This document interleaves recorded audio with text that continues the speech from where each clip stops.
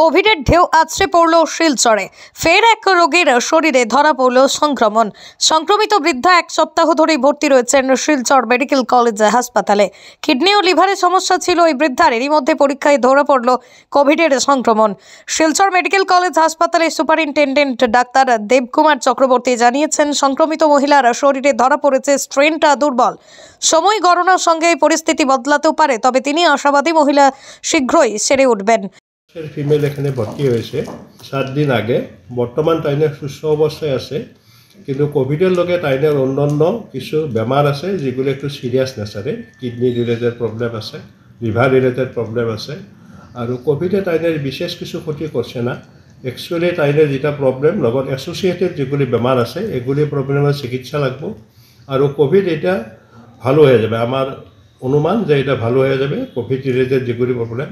কিন্তু তাইনের যেটা আনুষঙ্গিক প্রবলেম আছে এগুলি ট্রিটমেন্টের লাগে আমরা ব্যবস্থা করব। তো যতটুকু সম্ভব আমরা তাইনের ভ্যাকসিন নেওয়া আছে, কারণ আগের বার কোভিডের সময় অলমোস্ট 99% এটা ভ্যাকসিন নিয়েছে। ডাক্তার দেবকুমার চক্রবর্তী এদিন আমজনতার উদ্দেশ্যে এক বার্তাও দিয়েছেন। তিনি বলেছেন, আগের মতোই আমাদের সবাইকে সাবধানতা অবলম্বন করতে হবে।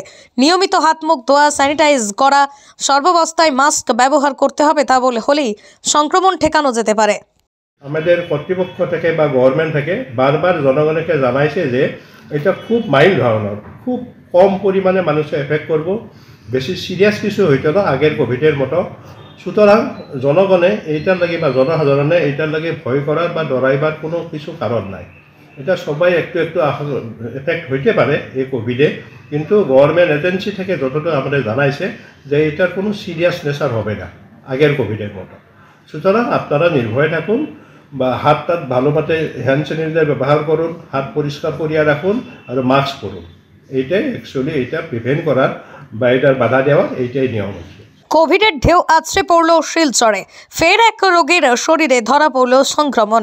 সংক্রমিত বৃদ্ধা এক সপ্তাহ ধরেই ভর্তি রয়েছেন শিলচর মেডিকেল কলেজ হাসপাতালে। কিডনি ও লিভারের সমস্যা ছিল ওই বৃদ্ধার। এরই মধ্যে পরীক্ষায় ধরা পড়ল কোভিডের সংক্রমণ। শিলচর মেডিকেল কলেজ হাসপাতালের সুপারিনটেন্ডেন্ট ডাক্তার দেবকুমার চক্রবর্তী জানিয়েছেন, সংক্রমিত মহিলার শরীরে ধরা পড়েছে স্ট্রেনটা দুর্বল। সময় গণনার সঙ্গে এই পরিস্থিতি বদলাতেও পারে, তবে তিনি আশাবাদী মহিলা শীঘ্রই সেরে উঠবেন।